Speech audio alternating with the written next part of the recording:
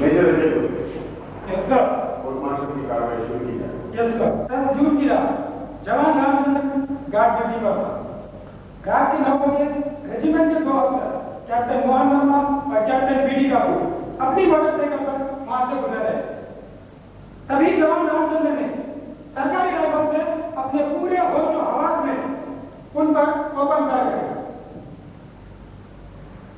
जिसकी वजह से कैप्टन मोहन वर्मा की हड्डी बड़ी मौत हो गई और कैप्टन बीडी कपूर गंभीर रूप से घायल हो गए। इससे यह साफ साफ पता यह होगा कि जवान रामचंद्र खत्म करने का पक्का इरादा कर चुका था, क्योंकि यह court martial Indian Army Act 69 और आईपीसी धारा 302 के तहत चल रहा है।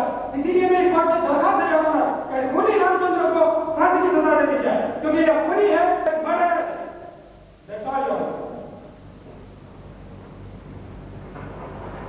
जवान रामचंद्र सर, तुम्हें कुछ कहना है?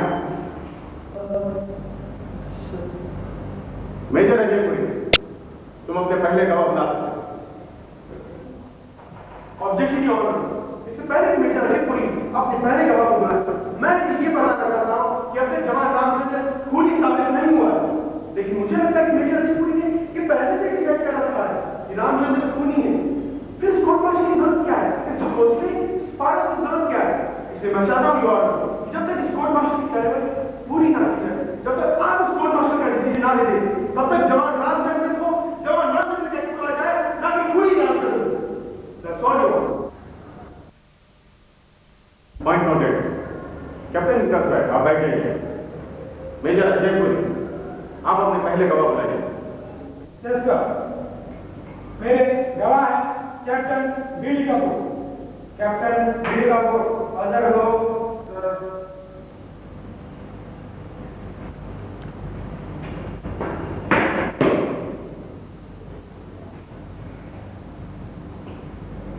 कैप्टन बीडी कपूर सर, क्या आपने देखा कि जवान रामचंद्र ने यहाँ पर गोली चलाई है? हाँ सर, इसे जानबूझकर चलाई थी, जानबूझकर चलाई। सर क्यों किया? जिस रात में हादसा हुआ, क्या यकीन के साथ कह सकते हैं कि जवान रामचंद्र ने बिना कोई वार्निंग दिए, बिना कोई चैलेंज किए आप पर ओपन फायर कर दिया? Yes sir, he open fire without any challenge और वार्निंग। सर, मैं अपनी गलती मानता हूँ कि मैंने अब इन पर बिना कोई चैलेंज किए, बिना कोई काम किए गोली चलाई। मैं अपनी गलती मानता हूँ। मैं पहले नहीं कह रहा कि ये केस काफी ज्यादा खराब है, मुझे कुछ नहीं देखकर मैं चलो रामचंद्र को भी नोटिस। डिफेंस काउंसिल, तुम्हें कुछ पूछना है?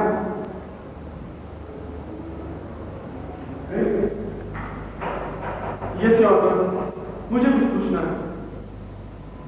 कैप्टन बीडी कपूर, आपको किस बात की जल्दी है?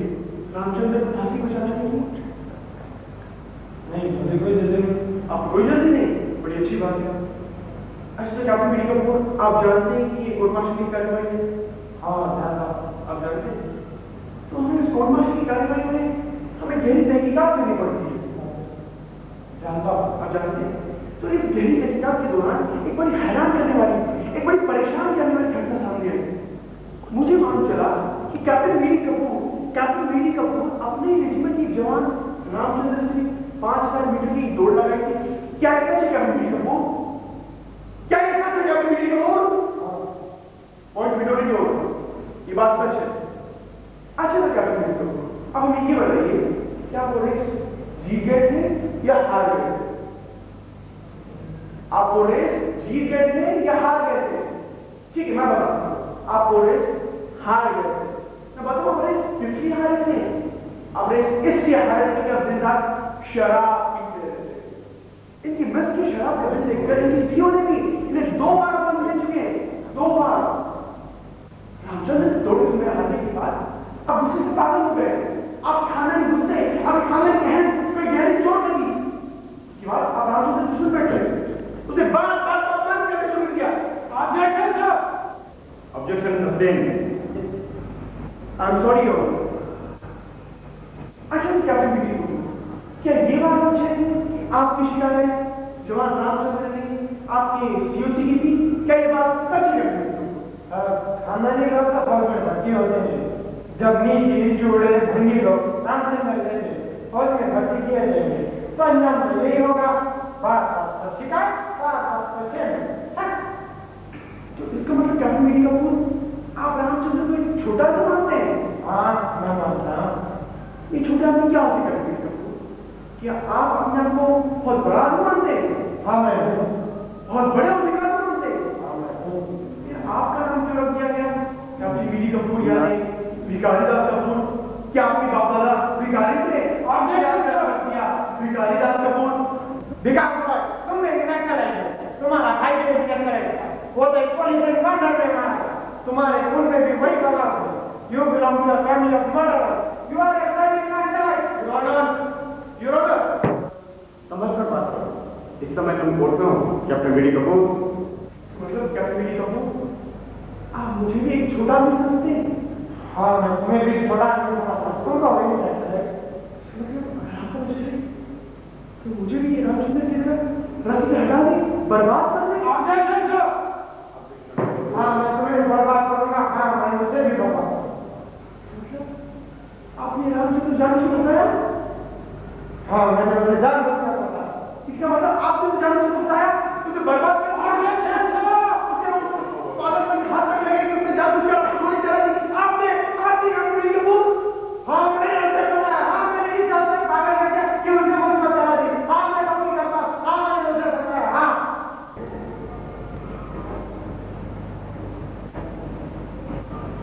मुझे अब कुछ नहीं पूछना जवाना, मेरे ख्याल से मैंने अपना पॉइंट प्रूव कर दिया है।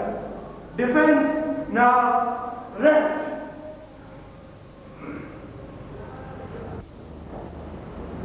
सरकारी वकील, तुम्हें कुछ पूछना है?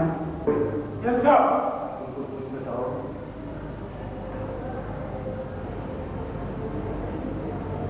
नहीं सर, अब मुझे कुछ नहीं पूछना। जवान रामचंद्र, तुम्हें कुछ कहना है? सर, मैं अपनी गलती मानता हूँ कि मैंने खून किया है, मगर ये गोली मैंने इसलिए चलाई, ये बात शायद जान चुके हैं। सर, एक आर्मी का जवान हूँ और मैं अपनी गलती मानता हूँ कि मैंने अपने दोनों सीनियर अफसरों पर गोली चलाई है। इसलिए अब आपका जो भी फैसला होगा वो सड़ा होगा। ओके, क्या तुम इसका मतलब जानते हो? सर, मैं इसका मतलब जानता हूँ। ओके, तमाम गवाहों की गवाही और दोनों दलों की दलीलें सुनने के बाद जवान रामचंद्र को कैप्टन मोहन वर्मा के कत्ल और कैप्टन मीडी कपूर पर कातिलाना हमला करने पर दफा 302 और 64 के तहत सजाए मौत सुनाती है। लेकिन कोर्ट मार्शल से एक और बात सामने आई है कि कैप्टन मीडी कपूर ने अपने सबॉर्डिनेट ऑफिसर को उसे पागलपन के इस हद तक पहुंचाया है कि वो अपने ऑफिसर पर गोली चलाने पर मजबूर हो गया। इसलिए ये अदालत कैप्टन मीडी कपूर पर कोर्ट मार्शल की इंक्वायरी बिठाती है। The court is adjourned.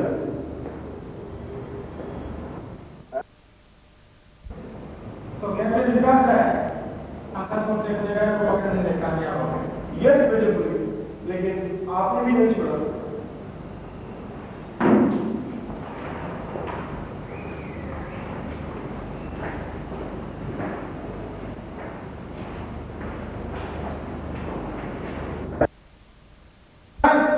बिल्कुल, कैप्टन मीडी कपूर जिएगा अपने हाथ से, करेगा अपने हाथ से और मरेगा।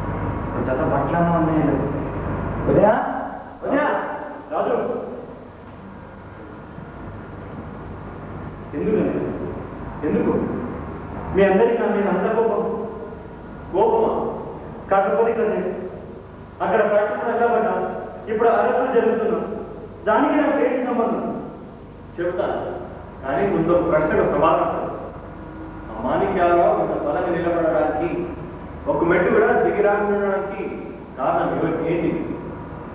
అతని పొజిషన్ ఉన్నాయా? నిజం, అతని పొజిషన్.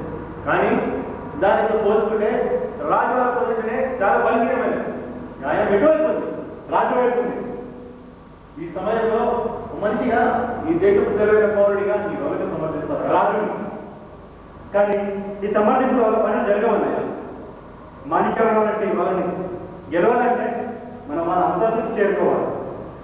అదే నీ వాదన అయితే ఈ దేశంలో ఉన్న బీద వాళ్ళంతా ముందు డబ్బు సంపాదించి దాని ద్వారా పోట్లాడాలన్నమాట.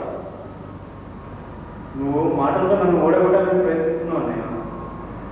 కాదా, గతం నన్ను నేర్పిన అనుభవాలతో కనీసం నిన్న మారుతామని ప్రయత్నిస్తున్నావు.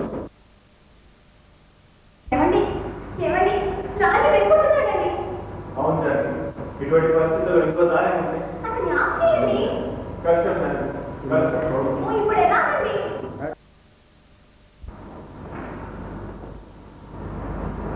ఆలోచించడానికి ఉంటుంది.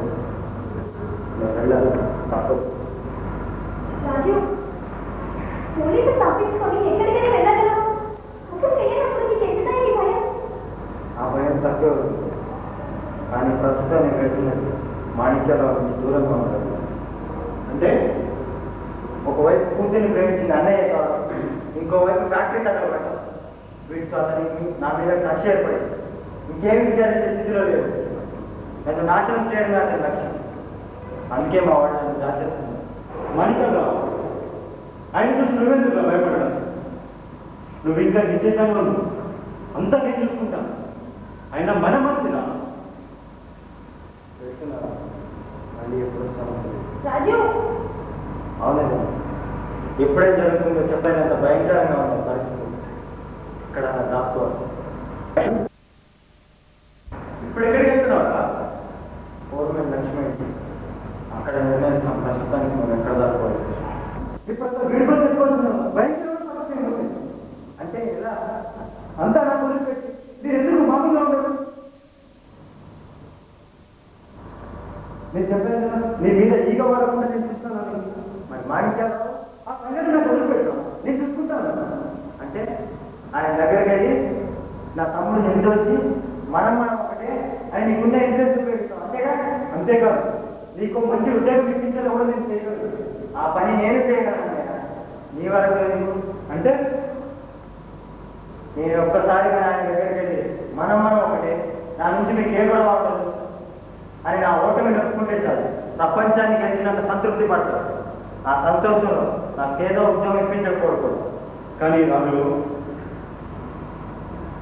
అవునన్నయ్య, ఇప్పుడు నా ఉద్యోగం నా ఓటమి కాదు, ఒక సిద్ధాంతానికి జరుగుతున్న అన్యాయం. నువ్వు చేసే రాజీలో అలా వచ్చే లాభం లేదంట. అందరి సంగతి కాదని నేను చెప్తుంది. నీ మేలు గురించి అంటే ఏ స్వాతంత్రం నువ్వు ఆత్మహత్య చేసుకున్నావో అదే దాన్ని అందరూ తప్పమంటావు. అంతేనా? కాదు, వాస్తవాన్ని గుర్తు చేసుకోమంటున్నాను. ఏమిటో అర్థం చేస్తున్నా వాస్తవం. పరిస్థితులు మనం నాటించకూడదు, మనమే బాడీ నాటించాలి. పరిస్థితి చెప్పిన డాక్టర్ని నువ్వేనా? నువ్వు ప్రేమించిన అమ్మాయి కోసం అడ్డదారు చెప్పు. ఏమైతే తన ఇంటి ముందు కుక్కతో ఒకప్పుడు నేను పోల్చాడో ఆ మడితో చేతులు కలుపుతున్నావు. నీ ఆశయం అమ్మాయిని చేసుకోవడం అయితే ఆ పని మా చేతితో మేమే చేస్తుండేవాడు అన్నయ్య. కానీ ఆ కొద్దిపాటి సంతృప్తి నీకు సరిపోలేదు. నీ తెలివితేటని డబ్బు సంపాదించడం కోసం ఉపయోగించాడు. ఆ తెలివితేటని మా కోసం ఉపయోగించి మా స్థితి పట్ల సానుభూతి చూపించుంటే నాకు మానసికంగా ఎంతో బలంగా ఉండేది అన్నయ్య. కానీ పరిస్థితిని చూసి బెదిరిపోయాడు. వాటితో రాజీ పడి అదే గెలుపుకొని సంతృప్తి పడుతున్నాం. మాణిక్యాలు లాంటి బలమైన వాళ్ళతో పోరాడాలంటే మాకు కావాల్సింది మీ సానుభూతి చేయాలి. కానీ తెలివైన మీలాంటి వాళ్ళందరూ అటువైపు చేరిపోతే ఈ వ్యవస్థ బాగుపడేది ఎప్పుడు? ఈ జాతికి నిష్కృతి ఎప్పుడు? ఆలోచించండి, ఆలోచించు.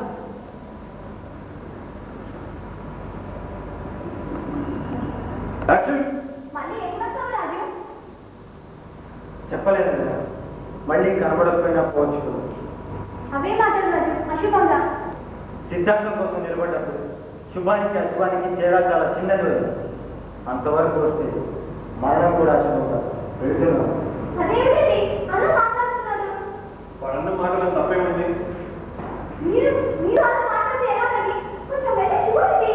అక్కర్లేదు, నేను వెళ్తాను. ఎక్కడికి? మాణిక్యాల దగ్గరికి. ఎందుకు? రాజుకి అపరాధం జరగకుండా చూస్తాను. కావాలంటే ఆ నాయకుడు రాజుగురు సమాధానం చెప్పిస్తాను. దానితో ఈ సమస్యకు పరిష్కారం ఏర్పడుతుందా? కానీ అన్నయ్య కాదా? 500 మంది పోయి వచ్చేసి తిరిగి వస్తాయా? కాదన్నయ్య, అదేమి నీ చేత కాదు. నువ్వు చేసే రాజుల వల్ల, ఫ్యాక్టరీలు గొడవ పెట్టడం వల్ల ఈ సమస్యకు పరిష్కారం కాదు. కానీ దీనికి ఒకటే మార్గం, భావ విప్లవం. కానీ ఆ మానికరావు వాళ్ళు నువ్వు ఈ భావ విప్లవం చేయగలవు అన్నయ్య. మధ్యలో నీలాంటి వాళ్ళు జారిపోకుంటుంటే నీ మాట వింటాడా? ప్రయత్నిస్తాం, తప్పులేదుగా. ఎప్పుడో గాంధీ గారి కాలంలో పుట్టవలసిన వాడి అన్నయ్య నువ్వు. ఈ పరిస్థితుల్లో ఇంకో విప్లవం రావాలంటే ఇంకో గాంధీ కావాలి. ఎవరు తెలుసు? అన్నయ్య అన్నయ్య ఆగయ్య అన్నయ్య వదిన వదిన నువ్వైనా చెప్పుకోలేవు. ఈ పరిస్థితిలో అన్నయ్య అక్కడ వెళ్ళకూడదు. మానికరావు చాలా అపాయకరమైన మనిషి. భయంకరమైన మనిషేనా?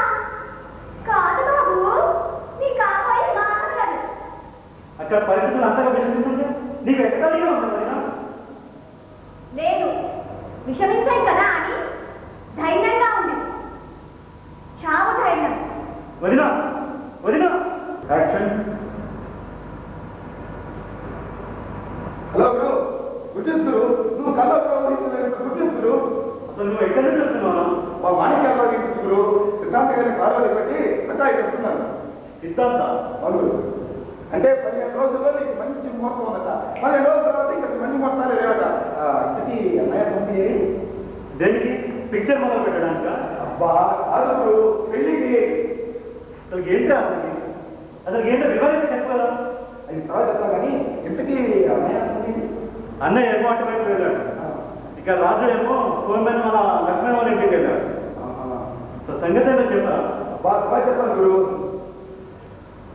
వాసు పూర్వమైన లక్ష్మి ఇంటికి వెళ్ళాడు. అయితే అక్కడే వాడిని గురు రెండు రెడీగా ఉండదు.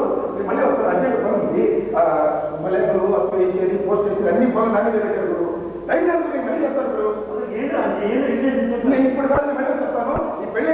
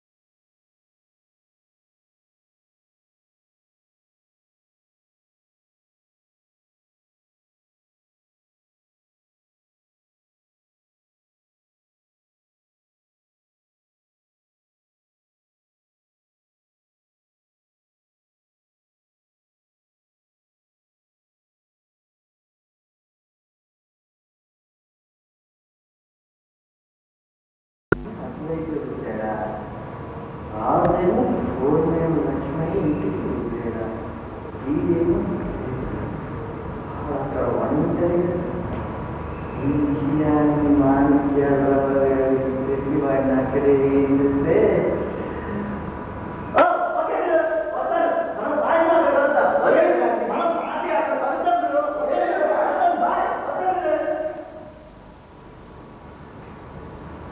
వీడక్కడే మాణిక్యాల్లో మనిషి పైన చిత్రం వారి రాజు ఎక్కడున్నాడో చెప్పి తప్పని చేశాను. రాజు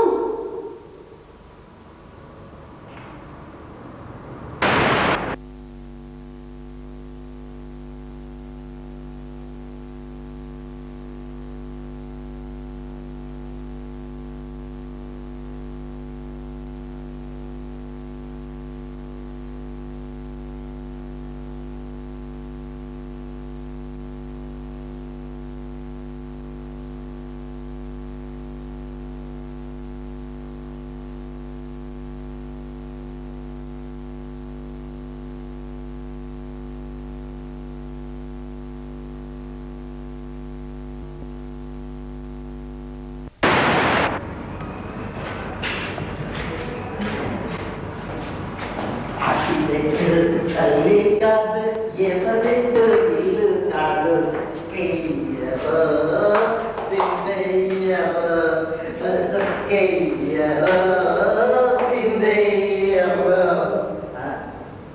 తమ్ముడాలేరా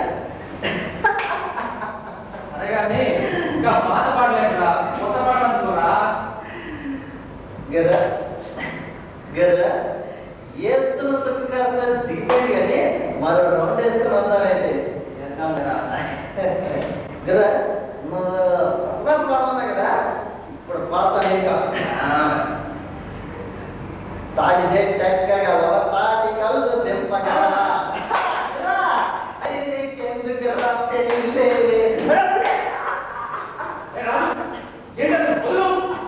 సంగతి నీకు తెలియదనే మన మధ్య నవ్వుతూ తిరుగుతున్న ఎన్నో రోజులు తీసుకున్నాడు. ఇప్పుడు ఆ మాటలో పడి చెప్చాగా తిరుగుతున్నాడు. ఏది ఏమైనా అతను నా ఫ్రెండ్ నాతో కలిసి వచ్చాడు. అతను వదిలిపెట్టావు పుడుతుంది పూర్తిగా తాగిస్తున్నట్టున్నాడు. నేనే కాదు కదా మీ అన్నయ్య కూడా పూర్తిగా తాగాడు. కాకపోతే అది నిండుకుండా అంతే వస్తాను కదా వస్తాను బాయ్.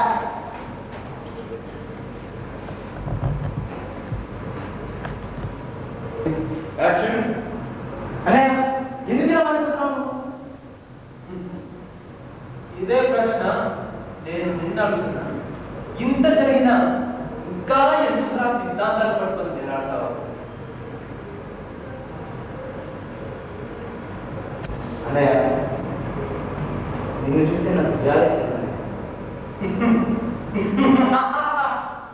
చిత్రం. నిన్ను చూస్తే నాకు జాలి.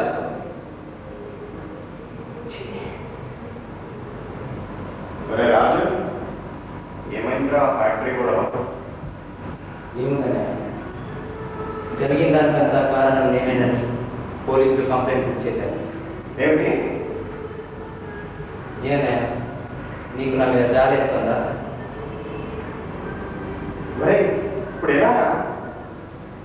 ఏముంది, ఎవరికి కనబడకుండా దాక్కోవడమే ప్రస్తుతం. ఎందుకు? న్యాయం నీ పట్లే ఉంది. ఆ గొడవలతో నీకేం సంబంధం లేదు. మరి ఎందుకు చట్టానికి బయటకు పారిపోవడం? ఎందుకో చెప్పనానే, నాకన్నా అవతల శక్తికి ఎక్కువ డబ్బు ఉంది కాబట్టి. డబ్బు వెదజల్లి ఆ శక్తి చట్టాన్ని తన గుప్పెట్లో తీసుకోగలదు కాబట్టి. డబ్బు డబ్బు డబ్బు ఆ మాత్రం డబ్బు మనకే రాలేదు. ఇదిగో చూడు, అంత డబ్బు. ఈ డబ్బుతో నేను అబ్బేసి నీ మీద ఈగ వరాలను చెప్తాను రా.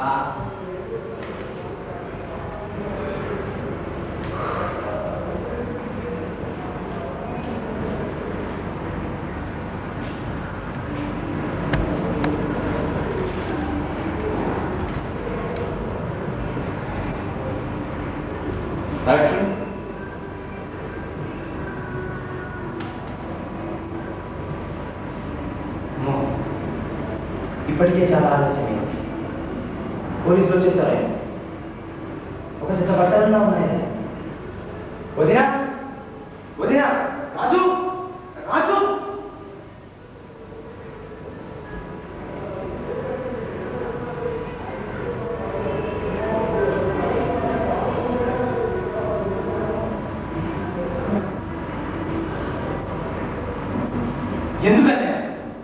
ఎందుకన్నా మీకు నా మీద అంత కోపం? కోపమా? కాకపోతే కసి. అక్కడ యాక్సిడెంట్, ఇప్పుడు ఈ యాక్సిడెంట్ జరుగుతున్నా దానికి నాకు ఏంటి సంబంధం? చెప్తాను. ముందు ఒక ప్రశ్నకి సమాధానం. మాణిక్యాలరావు లాంటి మనిషి ఇంత బలంగా నిలబడడానికి, ఓ మెట్టు కూడా దిగి రాకుండా ఉండడానికి కారణం ఏమి? పొజిషన్. నిజం, అతని పొజిషనే. దాంట్లో పోల్చుకుంటే రాజు వాళ్ళ స్థానం చాలా తక్కువ. కానీ న్యాయం ఎటువైపు ఉంది? రాజు వైపు ఉంది. ఈ సమయంలో ఓ మనిషిగా, ఈ దేశం తెలివైన పౌరుడిగా నువ్వు ఎవరిని సమర్థించు?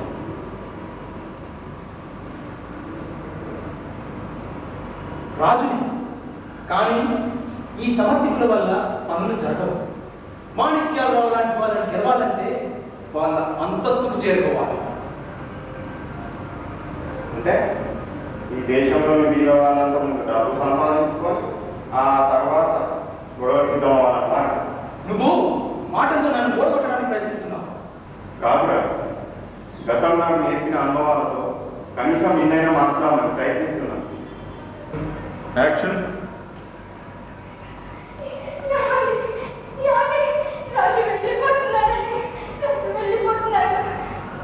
అవును జాతి, ఈ పరిస్థితిలో ఇంకో దారే ఉంది. కష్టం.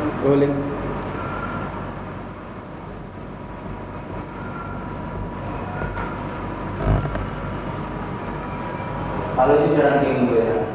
నేను వెళ్ళిపోవాలి తప్పదు. యాక్షన్. కానీ పోలీసులు తప్పించుకుని ఎక్కడికైనా వెళ్ళగలవు. అయినా తప్పు చేయని నీకు ఎందుకయ్యా ఆ భయం?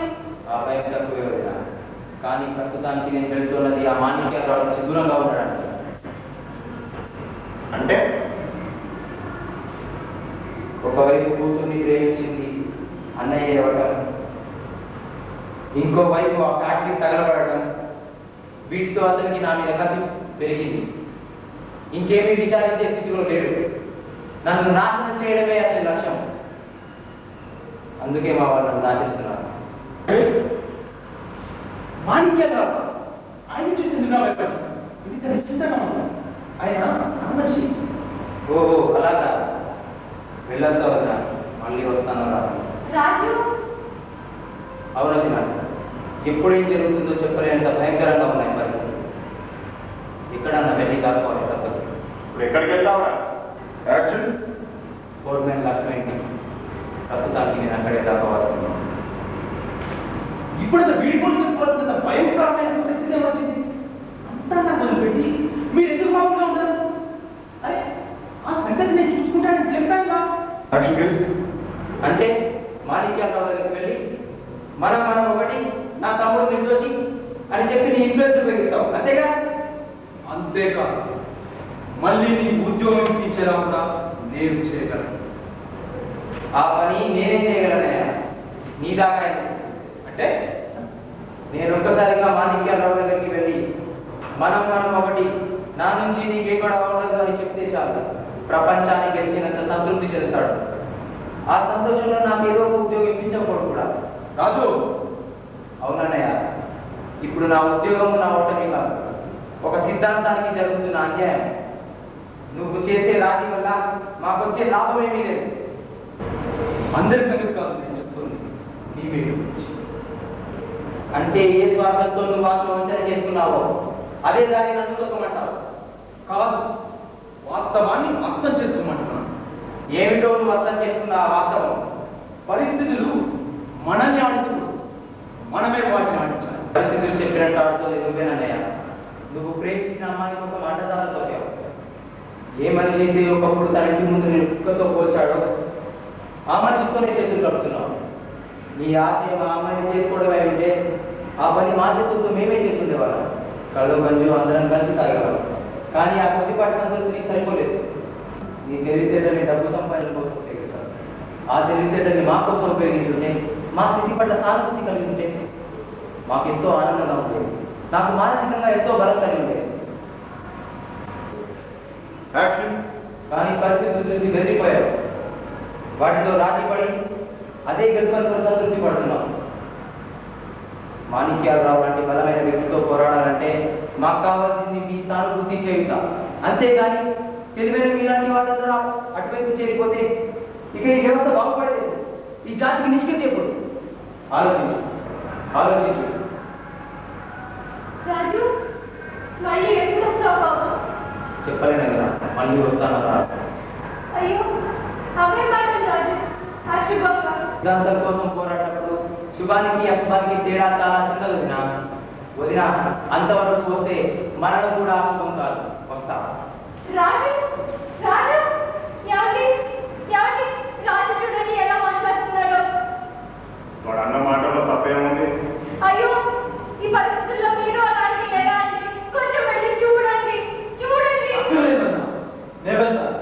ఎక్కడికి? మాణిక్యాలరావు గారు, ఎందుకు? రాజుకి ఏ అవకాశం జరగకుండా చూస్తాను. కావాలంటే ఆ మాణిక్యాలరావు తెచ్చి రాజు ముందు క్షమాపణ చూపిస్తాను. దీంతో ఈ సమస్య పరిష్కారం ఏర్పడుతుందా? 500 మందికి పైన ఉద్యోగాలు దిగవుతాయా? కానీ యాక్షన్ లేదురా, ఇవేమీ చేత కాదు. నువ్వు చేసే రాజుల వల్ల, వాళ్ళ ఫ్యాక్టరీలు బదలవడం వల్ల ఈ సమస్యకు పరిష్కారం ఏర్పడదు. దీనికి ఒకటే మార్గం, అదే భావ విప్లవం. భావ విప్లవం? మాణిక్యాలరావు లాంటి వాళ్ళు భావ విప్లవం దిగవచ్చు. మధ్యలో నీ కొట్టి వాళ్ళు జాగ్రత్తగా ఉంటే నీ మాటలు వింటారు. ప్రయత్నిస్తా, తప్పలేదుగా. ఎప్పుడో గాంధీ గారి కాలం పుట్టవలసిన వాడనే పరిస్థితిలో ఇంకో విప్లవం కావాలంటే ఇంకో గాంధీ పుట్టాలి. ఎవరికి తెలుసు? అనే అనే ఆగు, అనే నువ్వే చెప్పుకున్నా. ఈ పరిస్థితిలో అనేక విలువలు ఆ మాణిక్యాలకు చాలా అపాయకరమైన మనిషి. ఏంటి? అపాయకరమైన మనిష? కాదు బాబు, అతన్ని కాబోయే మా అమ్మగారు. అక్కడ పరిస్థితులంతగా విషమిస్తుంటే నీకు జీవితానికి ఉండాలన్నా? లేదు, విషమించాయి కదా అని ధైర్యంగా ఉంది. చావు ధైర్యం. వదినా, వదినా, వదినా, ఎవరు నా మాట పట్టించుకోరు. ఇప్పుడు ఏం జరుగుతుందేమో అంతా అయోమయంగా ఉంది.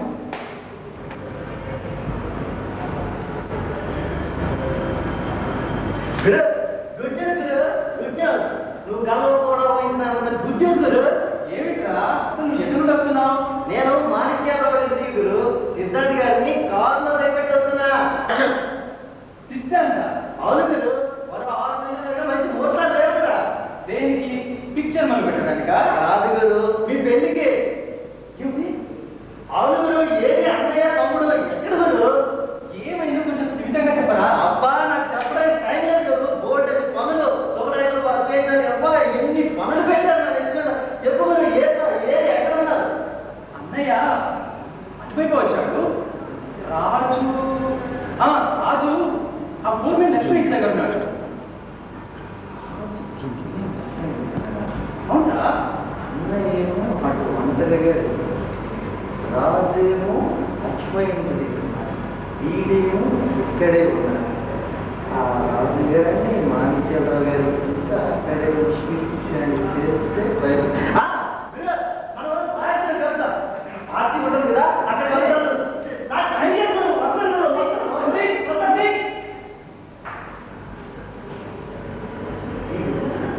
అసలే మాణిక్యాలరావు మనిషి చిత్తుల మారిన కదా. వీడికి రాజు పూర్వమే లక్ష్మి ఇంటి దగ్గర ఉన్నాడని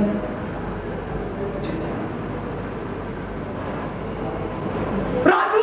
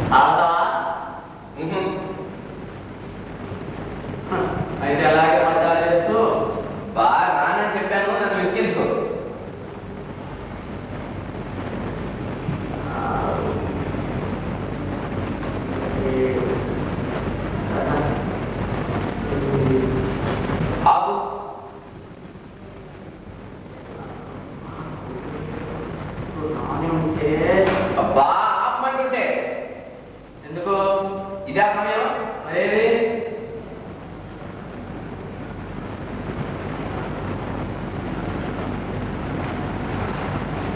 కాలు నొక్కడట్లా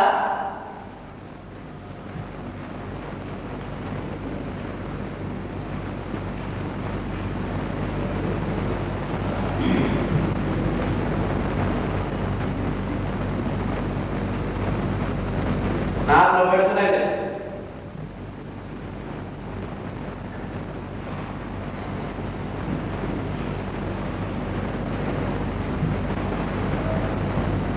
ఏమిటి అంత తీవ్రంగా ఆలోచిస్తున్నావు? మన కర్మం గురించి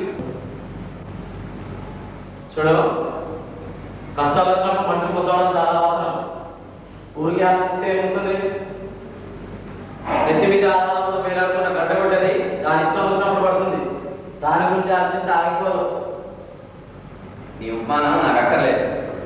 హలో మాస్టరు, దీన్ని అమ్మమంటారు. అబ్బా, మాకు కావాల్సిన తత్వం ప్రేమించాను, పెళ్లి చేసుకున్నాను, సంసారం చేశాను, సబ్బుల వ్యాపారం కూడా చేశాను.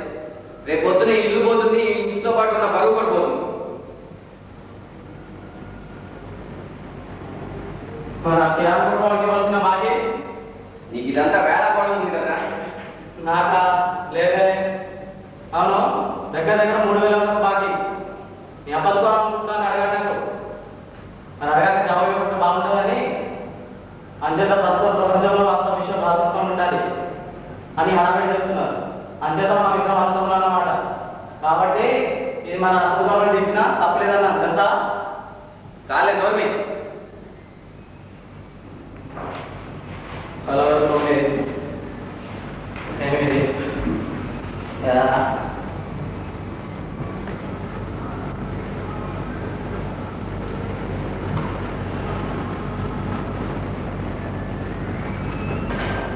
Action.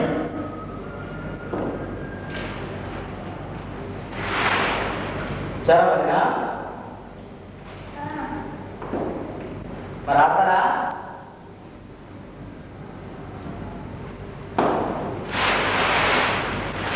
పోనీ ఆడతారా? వస్తావా అవి? సరే దొంగ 5, 3 కావాలి. ఇప్పుడు గాడ గాడాలకి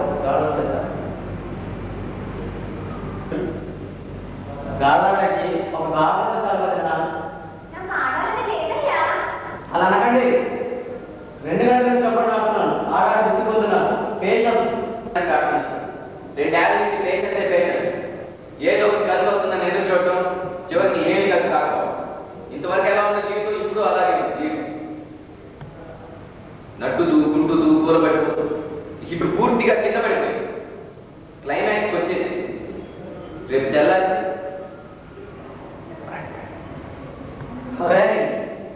నువ్వు నాటక రంగంలో చేరాల్సిందిరా. పొరపాటు చేస్తావు. వృత్తి నాటక రంగంలో నీకు ఉజ్వల భవిష్యత్తు ఉంటుంది అక్కడ. చూడు, నాకు సాధారణంగా హక్కుల మీద దురకాలను చేస్తున్నాక నా మనసుకు వచ్చింది మాట్లాడడం నా జన్మ హక్కు. వదినా ఏమన్నాడు ఒత్తులు కొట్టవాడు? ఏమన్నా అయిపోతాను అనుకున్నాడా? నువ్వు నచ్చ చెప్పలేదా? నీకు నా మీద నమ్మలేదా? ఏంటి నా మీద నమ్మలేదా? Action, please. కదా నీ మీద నమ్మకం లేకుండా నీ మీద ఉంటుందిరా. ఏ నమ్మకం లేకుండా నీతో నీ కష్టం తగ్గుతుందంటావా? తెలుసు, నువ్వేం చెప్పగలవు, నాకు అన్నీ తెలుసు. ఇల్లు ఖాళీ చేయమని నోటీసులు తెలుసు. బాకీలు వ్యాపారం చేయడంలో నా మూర్ఖత్వం, ప్రేమించడంలో నా బుద్ధిహీనత. అది కూడా ఏర్పడిందా? అయితే మాత్రం విచిత్రం అసలు నేను ఎందుకు పెళ్లి చేసుకున్నాడు? ఎందుకు ఈ సంసారం? ఏం దుఃఖపడ్డానో, ఎవరిని దుఃఖపెట్టాను? ఏముంది ఇంట్లో? ఇల్లు ఈ సొంతం అంతలేమా? ఏ తగలేదంటే టైం అనేది 9 వచ్చేసింది. 10 జాకి రాణి చూసుకునే ముక్కలు. అదృష్టం అంటే ఇలా ఉండాలి. అదృష్టం. అరే అయితే ఎట్లా డబ్బు దొరుకుతుందేమో చూడరా. డబ్బు ఉండలేదో ఇచ్చేసారు. దొరికినా తప్పులేసాను. ఇప్పుడు అదృష్టం మొత్తం ఈ పేరు ఒక్కలోనే. డబ్బు డబ్బు పేరు పడదు మనం. రే నీకు ఇదంతా పరిహాసం ఉంది కదా, గొంతు వరకు వచ్చిందిరా. పరిహాసం ఎలా ఉంటుంది? మరి నువ్వు చేసే పని ఏంటి? పేషెన్స్. అంటే పేషెన్స్ గొంతు వరకు వచ్చిందన్నా కదా, ఇంకో గంట పోతే ఏమవుతుందో అని చూస్తున్నాను. నెత్తి మీద జానడానికి లేవనైనా వేస్తుంది, శీలమండలం తగ్గుతుంది. మనిషి అన్నాక ప్రయత్నం చేయాలి. ఇక ఏ ప్రయత్నం మిగిలిందంట కదా, అంత దౌర్భాగ్యం.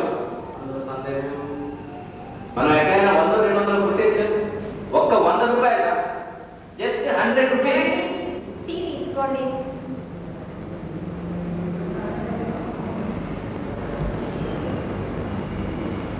నీ సూపర్ వదిన. ఈ ఎక్కడికి పాలు కాకపోతే పాలు పట్టులు తెచ్చారండి. ఎక్కడి డబ్బులు ఎక్కడి? కొనలేదు, పళ్ళు తెచ్చాను. ఎవరి దగ్గర? బాబు నా ఇంట్లో నుంచి. వారి ఇంటికి వెళ్ళాను. వాడంతా ఏంటి నవ్వే స్వభావం వాడు. ఏదైనా పొద్దున 10 మందిలో ఆ రవీంద్రని బాగా సహాయం చేశాడని చెప్పుకుంటాడు. అంతకంటే ఈ పూట టీ లేకపోయినా చదువుకునేవాడు. చదువుకుంటారు, మీరు చదువుకుంటారండి. మరి నేను నా చదువు ఏమిటి? అంటే టీ లేకపోతే గడవదా? గడవదు, నాకు గడవదు. పుట్టినప్పటి నుంచి టీ అలవాటు. ఇప్పుడు మాట్లాడు, అన్నం లేకపోయినా పర్వాలేదు కానీ టీ ఒకటి తీయాలి.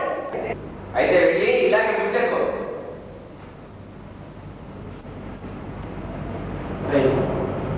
నువ్వేం మాట్లాడుతున్నావు తెలుస్తుందా నీకు? తెలుస్తుందిరా. మీ ఇద్దరు కలిసి కుట్రపడుతున్నారని తెలుస్తుంది. అలాగా ఎక్కడికైనా వెళ్ళి దాక్కోలేదు.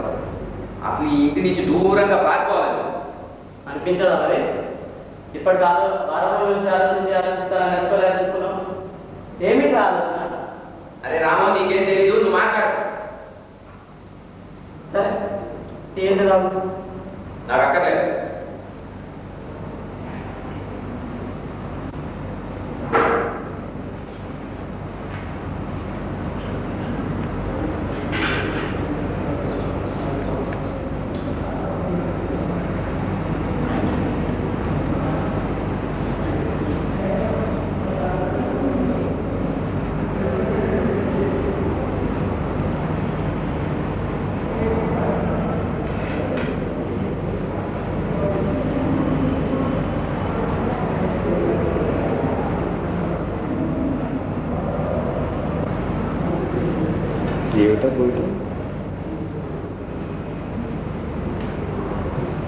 చూసుకున్నప్పుడు